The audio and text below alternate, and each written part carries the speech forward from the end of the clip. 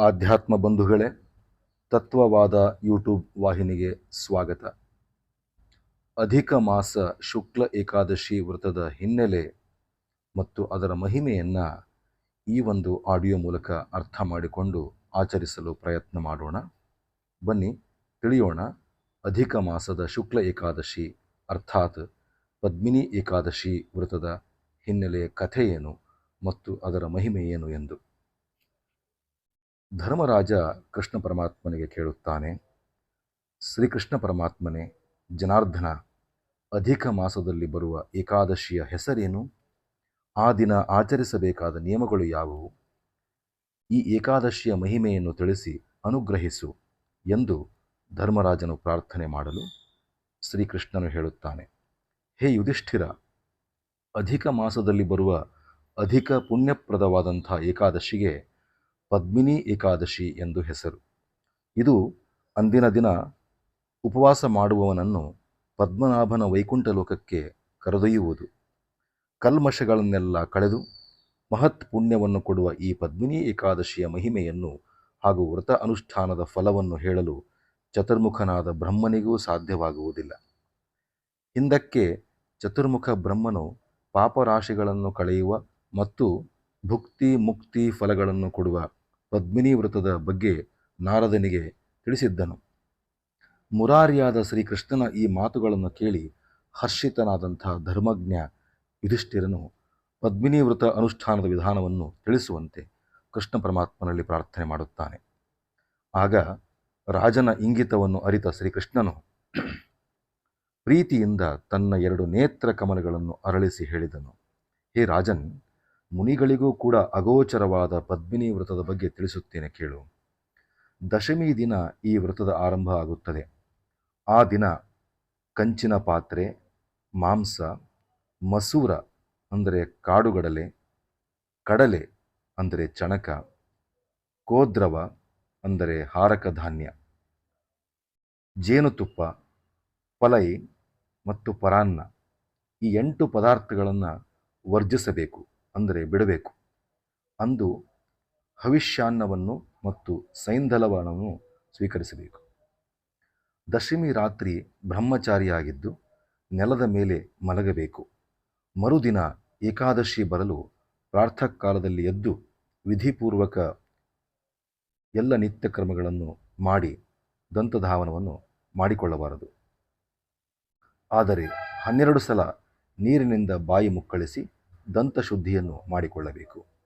ಸೂರ್ಯೋದಯವು ಆದ ತಕ್ಷಣ ಸ್ನಾನಕ್ಕಾಗಿ ಬಹಿರ್ಜಲಾಶಯಕ್ಕೆ ಹೊರಡಬೇಕು.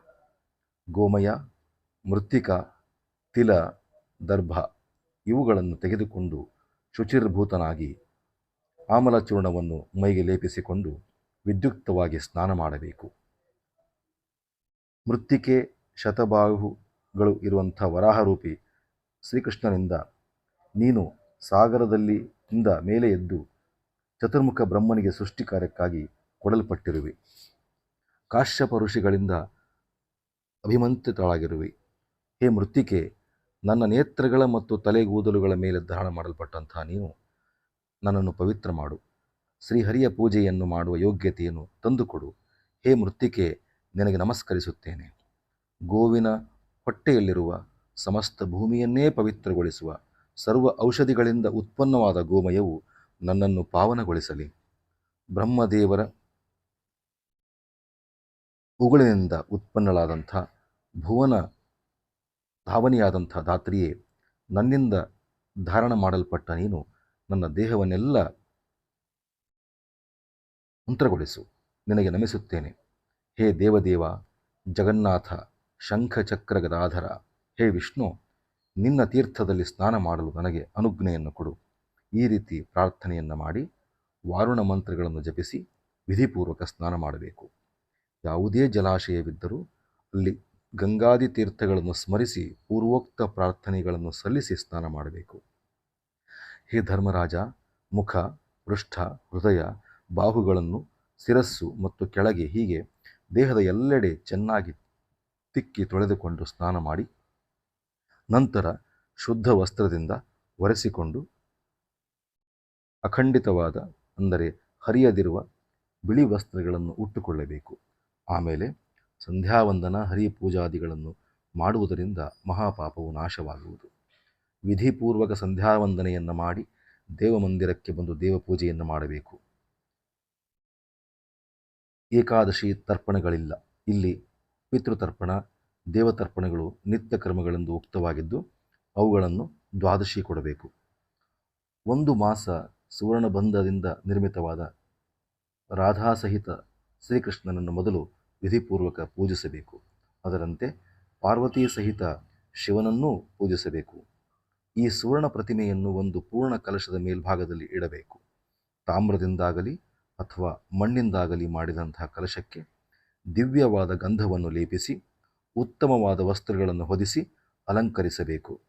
ಆ ಕಲಶದ ಮೇಲ್ಭಾಗದಲ್ಲಿ ತಾಮ್ರದ ಅಥವಾ ಬೆಳ್ಳಿಯ ಅಥವಾ ಸುವರ್ಣದ ಪಾತ್ರೆಯನ್ನು ಇಟ್ಟು ಅದರಲ್ಲಿ ದೇವ ಪ್ರತಿಮೆಯನ್ನು ಸ್ಥಾಪಿಸಿ ಪೂಜಿಸಬೇಕು. ಶುದ್ಧೋದಕ ಸ್ನಾನ, ಶ್ರೇಷ್ಠವಾದ ಗಂಧ, ಧೂಪ, ದೀಪ, ಚಂದನ, ಅಗರು, ಕರ್ಪೂರ ಮುಂತಾದವುಗಳಿಂದ ರಾಧಾಕೃಷ್ಣನನ್ನು ಪೂಜಿಸಬೇಕು. ನಾನಾ ಪ್ರಕಾರದ ಪುಷ್ಪಗಳು, ಕಸ್ತೂರಿ, ಶ್ವೇತಕಮಲ ಮತ್ತು ಆ ಋತುವಿನಲ್ಲಿ ಉತ್ಪನ್ನವಾದ ನಾನಾ ಕುಸುಮಗಳು ಇವುಗಳಿಂದ ಪರಮಾತ್ಮನನ್ನು ಪೂಜಿಸಬೇಕು. ಯಥಾಶಕ್ತಿ ವಿವಿಧ ಪದಾರ್ಥಗಳನ್ನು ನಿವೇದಿಸಿ ಧೂಪ, ದೀಪ, ಕರ್ಪೂರ ಸಹಿತ ನೀರಾಜನಾದಿಗಳನ್ನು ಸಮರ್ಪಿಸಿ ಕೇಶವನನ್ನು ಹಾಗೂ ಶಿವನನ್ನು ತಾರತಮ್ಯದಿಂದ ಪೂಜಿಸಬೇಕು. ದೇವರ ಸಮ್ಮುಖದಲ್ಲಿ ಭಕ್ತಿ ಪುರಸ್ಸರ ನೃತ್ಯ ಗೀತ ಸೇವೆಗಳನ್ನು ಸಮರ್ಪಣೆ ಮಾಡಬೇಕು. ಪತಿತರೊಂದಿಗೆ ಆ ದಿನ ಸಂಭಾಷಣೆ ಮಾಡಬಾರದು ಮತ್ತು ಅವರನ್ನು ಸ್ಪರ್ಶಿಸಲೂಬಾರದು. ಏಕಾದಶಿಯ ದಿನ ಅಸತ್ಯವನ್ನು ನುಡಿಯದೆ ಸತ್ಯವಾದ ಹಾಗೂ ಹಿತವಾದ ಮಾತುಗಳನ್ನೇ ಆಡಬೇಕು. ರಜಸ್ವಲೆಯನ್ನು ಮುಟ್ಟಬಾರದು. ಬ್ರಾಹ್ಮಣರನ್ನು, ಗುರುಗಳನ್ನು ನಿಂದಿಸಬಾರದು. ವಿಷ್ಣುವಿನ ಸಮ್ಮುಖದಲ್ಲಿ ಕುಳಿತು ವೈಷ್ಣವರೊಂದಿಗೆ ಪುರಾಣ ಶ್ರವಣ ಮಾಡಬೇಕು. ಅಧಿಕ ಮಾಸದಲ್ಲಿ ಬರುವ ಶುಕ್ಲ ಏಕಾದಶಿಯನ್ನು ನಿರಾಹಾರನಾಗಿದ್ದು ಕಳೆಯಬೇಕು.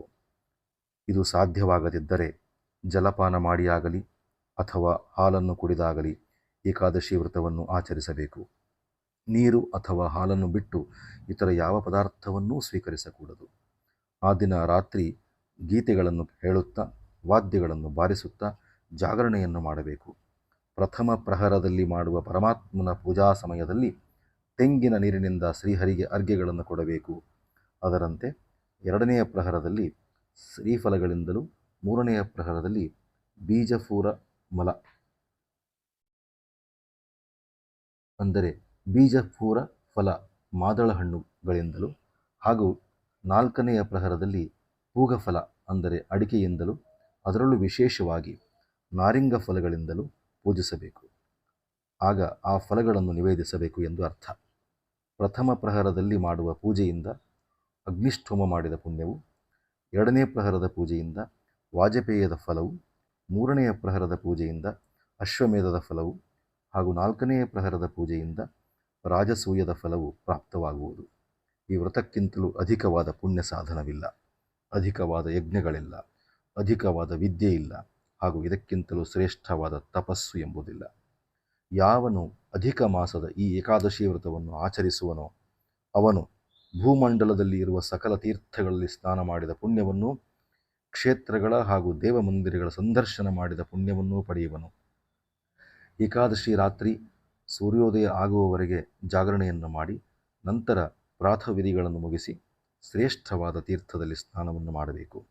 ಸ್ನಾನ ಅನಂತರ ಮನೆಗೆ ಬಂದು ಭಕ್ತಿ ಭಾವದಿಂದ ಶ್ರೀಹರಿಯ ಷೋಡಶ ಉಪಚಾರಗಳನ್ನು ಪೂಜೆಯನ್ನು ಮಾಡಿ ಪೂರ್ವೋಕ್ತ ವಿಧಾನದಂತೆ ಮಾಡಿ ದ್ವಿಜಶ್ರೇಷ್ಠರಿಗೆ ಭೋಜನ ಮಾಡಿಸಬೇಕು.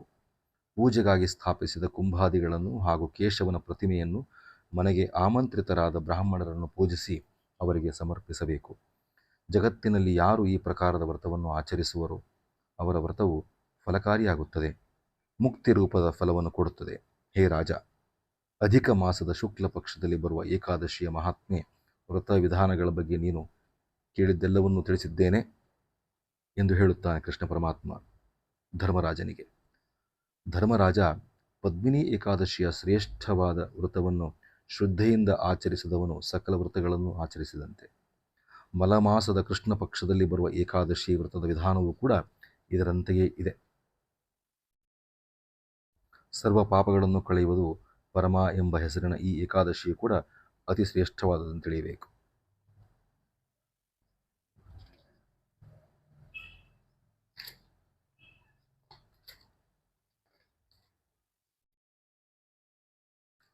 ಇಷ್ಟು ಅಧಿಕ ಶುಕ್ಲದಲ್ಲಿ ಬರುವಂಥ ಏಕಾದಶಿ ಪದ್ಮಿನಿ ಏಕಾದಶಿಯ ವ್ರತದ ಹಿನ್ನೆಲೆಯಾಗಿದೆ ಮತ್ತು ಮಹಿಮೆಯಾಗಿದೆ. ಆಧ್ಯಾತ್ಮ ಬಂಧುಗಳೇ, ತತ್ವವಾದ ಯೂಟ್ಯೂಬ್ ವಾಹಿನಿಯ ಮೂಲಕ ಪದ್ಮಿನಿ ಏಕಾದಶಿ ಅಧಿಕ ಮಾಸದ ಶುಕ್ಲ ಪಕ್ಷದಲ್ಲಿ ಬರುವಂಥ ಈ ಪದ್ಮಿನಿ ಏಕಾದಶಿಯ ವ್ರತದ ಹಿನ್ನೆಲೆಯನ್ನು, ಅದರ ಮಹಿಮೆಯನ್ನು, ಫಲವನ್ನು ತಾವು ಕೇಳಿದ್ದೀರಿ. ಕೃಷ್ಣ ಪರಮಾತ್ಮ ಮತ್ತು ಧರ್ಮರಾಜರ ಮಧ್ಯೆ ನಡೆದಂಥ ಸಂವಾದವನ್ನು ಕೇಳಿ ಧನ್ಯರಾಗಿದ್ದೀರಿ.